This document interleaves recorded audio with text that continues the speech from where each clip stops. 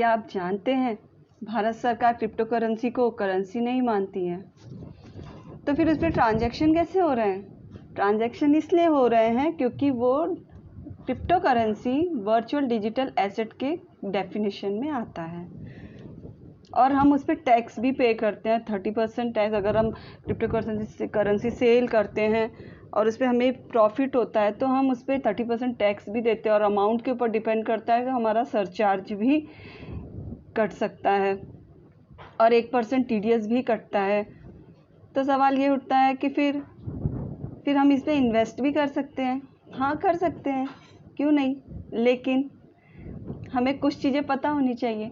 जैसे कि हम बैंक में अगर पैसा जमा करते हैं और जब हमें पैसा अपना चाहिए तो हम बैंक से पैसा निकालने जाते हैं और बैंक अगर इनकार कर दे पैसे देने से, जब बैंक हमें पैसा नहीं देगी तब हम सरकार के पास जाएंगे, ठीक है ना। तो इससे ये समझ में आता है कि सरकार का कंट्रोल है बैंक के ऊपर। उसी तरह से क्रिप्टो करेंसी भी जमा कराने के लिए बैंक है, एक सेल्सियस नाम की बैंक है जो क्रिप्टो करेंसी जमा करके अपने पास होल्ड करके रखती हैं।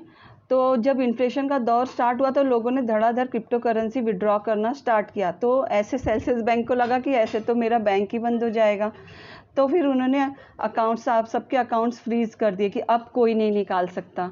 ऐसे में सब लोगों ने सोचा कि अब हम क्या करें। तो फिर इसका मतलब ये है कि सरकार ने कोई rules and regulation crypto currency को लेकर नहीं बनाए हैं, तो इसीलिए सरकार का भी कोई कंट्रोल नहीं है उस पर।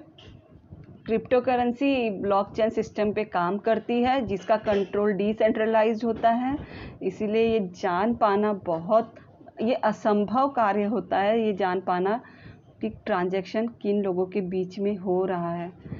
तो इसीलिए सरकार इस पे आज की डेट में कोई कंट्रोल नहीं कर सकती और आगे क्या होगा वो भी कोई नहीं जानता है।